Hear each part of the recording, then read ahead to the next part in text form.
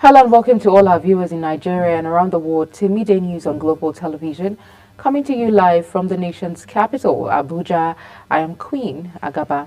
A quick reminder that Global Television is on DSTV channel 365 and free to air on Nigecomsat. Leader of the Ijaw Nation, Chief Edwin Clark, has said that the only solution to the ongoing debate on the tax reform bills of President Bola Tinubu is the restructuring of the country. The elder statesman, in a statement on the current debate on the reform bill, said the arguments made for and against the reforms will be addressed once the country was constructed and a new constitution was produced, or the 1963 Republican Constitution was adopted. He is of the opinion that the ongoing controversies around the tax reform highlights the need for a full and comprehensive constitutional review of the country's fiscal federalism. The Police Service Commission has approved the promotion of 8,053 senior police officers. This was contained in a statement by the Commission's spokesperson, Ikechukwu Ani. According to the statement, a total of 8,053 senior police officers comprising 1,348 superintendents of police were promoted to the next rank of chief superintendent, while 11 commissioners of police were promoted to the next rank of AIGS. And 16 DCPs were promoted to substantive CPs on Monday 21st. ACPs were promoted on Monday, 21 ACPs were promoted to the DCPs, while 57 CSPs were elevated to the next rank of assistant commissioners on Tuesday. Meanwhile, the federal government has strengthened the Nigerian Army's operational capacity with the acquisition of 43 Bayraktar TB2 drones, primarily for deployment in the Northwest Theater of Operations. The commander of the Nigerian Army Space Command, Brigadier General UG Ogelaka, disclosed this during the winging ceremony of 46 personnel trained in the operation and maintenance of the drones. He says the initiative, code-named Project Guardian, aims to strengthen military operations against insurgency and other security challenges in the region. The Chief of Army Staff, Lieutenant General Olufemi Oluyede, praised the acquisition of the drones and the training of personnel as significant steps towards enhancing the Army's professionalism and combat readiness. The federal government, in collaboration with relevant stakeholders, is to implement the Proof of Address System initiative to address insecurity across the 774 local government areas in the country. Secretary to the Government of the Federation, Senator George Akume, disclosed this at the stakeholders meeting for the activation and implementation of the local government proof of address system in Abuja. The SGF, represented by the Permanent Secretary General Services Office, Nnamdi Mbairi, explained that Nigeria, like many nations, had been grappling with a myriad of challenges such as insecurity, social vices, economic instability, and inefficient governance in public and private sectors. He added that the initiative reflected the unwavering commitment of President Bola Tinubu to address key challenges facing the country while laying the foundation for a safer, more efficient, and prosperous Nigeria.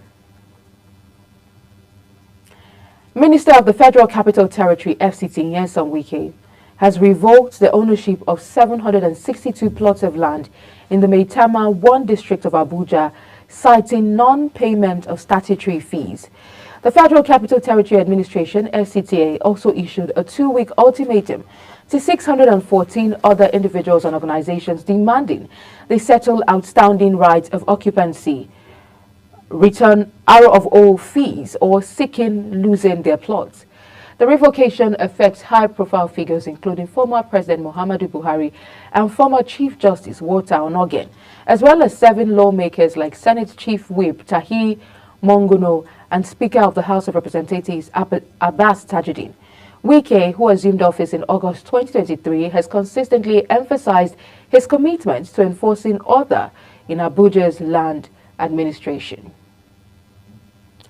A federal high court in Abuja has ordered the Minister of Interior, Olubunmi Tunji Ojo, and the Nigerian Immigration Service to ensure that applicants who meet all the requirements to get international passports get them within 6 weeks. The court said this delivery period is achievable because it is in line with Section 9, Subsection 4 of the Immigration Act 2015.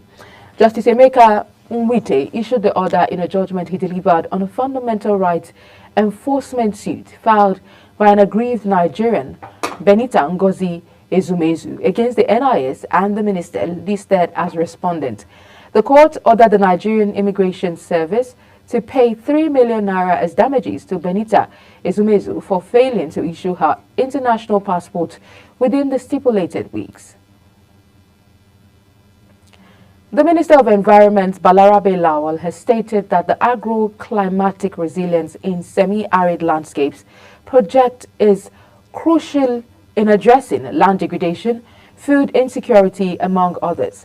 Lawal, speaking in Abuja at the endorsement and validation of the first phase of the developed strategic catchment management plan by Akresal stakeholders, noted that Akresal is a World Bank finance project that aims to address climate change and land degradation in Nigeria's northern states.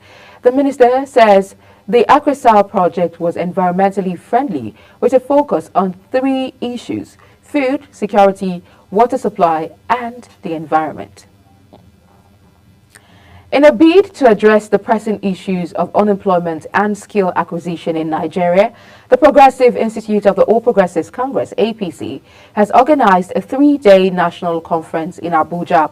The conference, which kicked off on Tuesday, has brought together stakeholders from various sectors to discuss ways of empowering the nation's youth. Here is a detailed report of the story.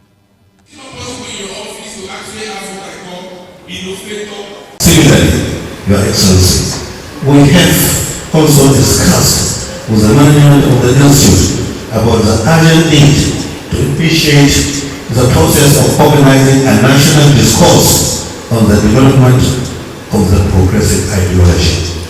This will be preceded by a party-wide consultations in order to ensure inclusiveness and ownership in keeping with the directive of Mr. President on this very important issue.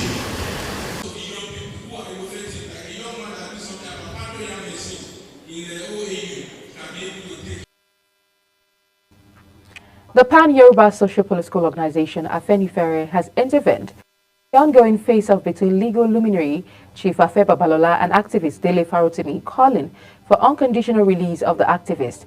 The organization, at a World Press Conference held at the residence of its leader, Chief Ayo Adebanjo in Lagos, say while it was not talking about the merit or demerit of the case, the procedure and manner of arrest of the activist was condemnable. The deputy leader of the group, Oba Oladipo Olaito, who addressed the press conference, expressed concern over the continued incarceration of Farotimi over a bailable offense. Many have reportedly lost their lives in a stampede that happened during a carnival in Ibadan. Though the number of casualties reported to be mostly children could not be ascertained as at the time of filing the report, but unconfirmed reports say the children who died were close to 20.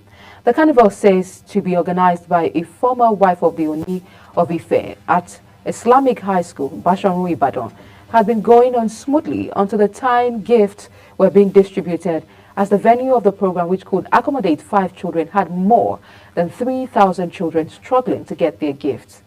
Confirming the tragic incidents, the Oyo State government, through the Commission of Information and Orientation, Prince Dotun Oyelade, expressed deep sorrow over the tragic incident, stressing the need for proper coordination and safety measures for events involving children and vulnerable groups. You're watching Midday News on Global Television, coming to you live from the nation's capital, Abuja. When Midday News returns, Dangote reduces petrol price to 899 naira 50 kobo per litre. Details of this, as well as business and sports stories, coming right after the break. Please stay with us.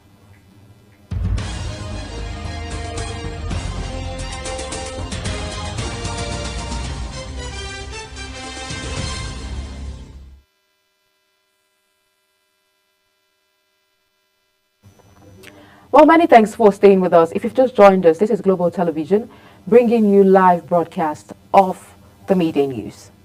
In business, the Minister of Power, Adebayo Adelabu, has disclosed that the federal government has shifted its focus to the renewable energy sector in order to enhance supply of the education, health, agriculture, rural communities, and transportation sectors. Adelabu stated this while speaking at a stakeholder engagement workshop organized by the Rural Electrification Agency in Abuja. He added that deploying mini-grids to solve energy access problems in rural communities through the e-Heart project will benefit 80 million Nigerians who are estimated to lack electricity, thereby creating sustainable economies and reducing rural urban drift in Nigeria. As part of this strategy, the minister stressed that the government has also earmarked another $700 million from the African Development Bank to fund the Desert to Power project, which seeks to harness the abundant sunlight in the northern region of the country to generate renewable energy for communities. President of the Nigerian Society of Engineers, Engineer Margaret Oguntala, has called for the use of artificial intelligence to ensure pipeline integrity in real-time monitoring systems. Oguntala, speaking at the 2024 Nigerian International Pipeline Technology and Security Conference, highlighted the central role of pipelines in Nigeria's energy sector. The event served as a crucial platform for driving forward Nigeria's pipeline infrastructure agenda, ensuring that it continues to support both national economic development and environmental preservation. Represented by the NSC Vice President Corporate Service, Felicia Agubata, Oguntala emphasized that pipelines are not only crucial for energy transportation, but also for job creation, industrialization, and supporting key infrastructure projects in such as agriculture, healthcare, and education. She stressed the importance of collaborative efforts to mitigate risks such as vandalism, leaks, and oil theft, which could jeopardize both the economy and environment. The federal government has approved the implementation of zero import duty and value-added tax on all machinery, equipment, and parts imported for gas utilization in the country. The exemption also includes equipment for compressed natural gas and as well as the equipment, components, conversions, and installations for CNG and LPG. All equipment and infrastructure related to the expansion of LPG and the Presidential CNG initiative, including conversion kits. The Comptroller General of Customs, Bashir Adeniyi, stated that the fiscal were part of the Presidential Gas for Growth initiative. He said the initiative was to encourage domestic gas utilization and support Nigeria's transition to cleaner energy sources, explained that importers seeking to qualify for the incentives must secure an import duty exemption certificate from the Federal Ministry of Finance and obtain a support letter from the Office of the Special Advisor to the President on Energy. Dangote Petroleum Refinery has reduced the price of its premium maltose spirit petroleum product to below 900 naira per litre to provide much needed relief for Nigerians ahead of the holiday season. The Dangote Refinery, which had previously lowered the price to 970 naira per litre on November 24th, has now announced a new price of 899.50 naira per litre. This was contained in a statement issued by the Group Chief Branding and Communications Officer of Dangote Group, Anthony Chejina, as he highlighted that the refinery's operations mark the end of Nigeria being a dumping ground for substandard and blended imported products, which have posed significant risks to human health, machinery, and the environment.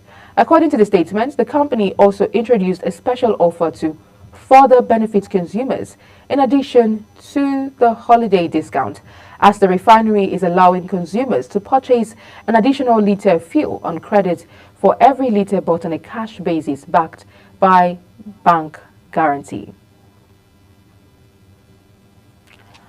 On the foreign scene, the U.S. Supreme Court has agreed to hear TikTok's appeal of a law that would force its Chinese owner to sell the online video sharing platform or shut it down.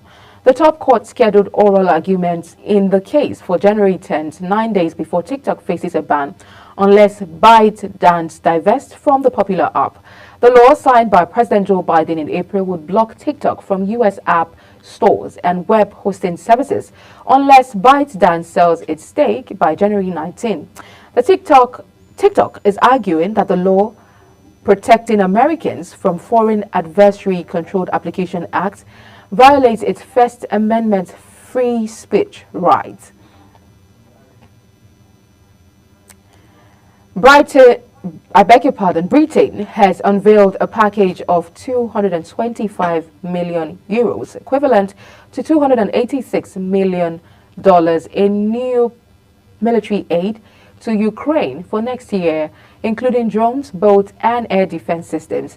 The move came after the UK's Defense Secretary John Healey visited Kyiv, holding talks with his Ukrainian counterpart, Rustem Umerov, and vowing to set up British support to Ukraine in 2025. Healey says 3 years since Russian President Vladimir Putin ordered the invasion of Ukraine, the depths of his miscalculations are clearer than ever as the brave people of Ukraine continue to defy all expectations with their unbreakable spirit. Human Rights Watch have accused Israel of committing acts of genocide in the Gaza Strip by damaging water infrastructure and cutting off supplies to civilians, which Israel dismissed as appalling lies. In a new report which focused specifically on water, the New York-based rights group detailed what it said were deliberate efforts by Israeli authorities of a systematic nature to deprive Gazans of water, which had likely caused thousands of deaths and will likely continue to cause deaths. The war in Gaza was sparked by Hamas's October 7, 2023 attack on Israel that resulted in the deaths of 1,208 people, mostly civilians, according to an AFP tally of Israeli official figures. Since then, Israel's retaliatory offensive has killed at least 45,097 people in Gaza, a majority of them civilians, according to figures from the Hamas-run territory's health ministry that the United Nations consider reliable. In sport, Tottenham boss Ange Postecoglou believes the job of a Premier League manager is harder than being Prime Minister. The Tottenham boss claims coaches face an election every weekend and either gets voted in or out. This comes as the London club have failed to win any silverware since 2008 and sit 10th in the Premier League. Recall that the club's 5-0 rout of rock bottom Southampton last week saw Saints boss Russell Martin sacked just hours after Gray O'Neill was axed by fellow top-flight strugglers Wolves. Manchester City have reportedly identified AC Milan midfielder Tijani Reinders, who was named after Nigerian football legend Tijani Babangida, as a transfer target and are preparing a bid of nearly 41.3 million euros to sign the player in the upcoming winter window. Reinders' parents, inspired by Babangida's exploits at Ajax Amsterdam, named their son Tijani at birth. The Dutch midfielder has lived up to the footballing pedigree of his namesake with 3 goals and 2 assists in 14 Serie A games this season.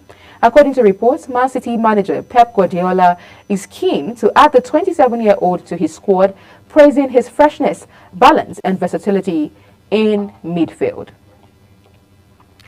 In tennis, former world number 1 Simona Halep, whose career stalled due to a doping ban that was reduced on appeal this year, will set up her comeback at the Australian Open after receiving a wild card for the qualifying tournament.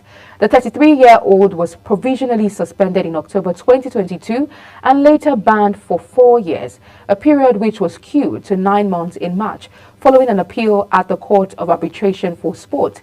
Halep returned to action in Miami in March and last competed on the WTA Tour at Hong Kong, where she lost in her first round in October. And that's it on the Midday News, and it came to you live from the nation's capital, Abuja. A quick reminder that Global Television is on DSTV channel 365, on StarTimes channel 276, and free to air on Nigecomsat. Kindly follow us across all social media platforms now showing on your screen. I'm Queen Agaba. Thank you for watching and see you again.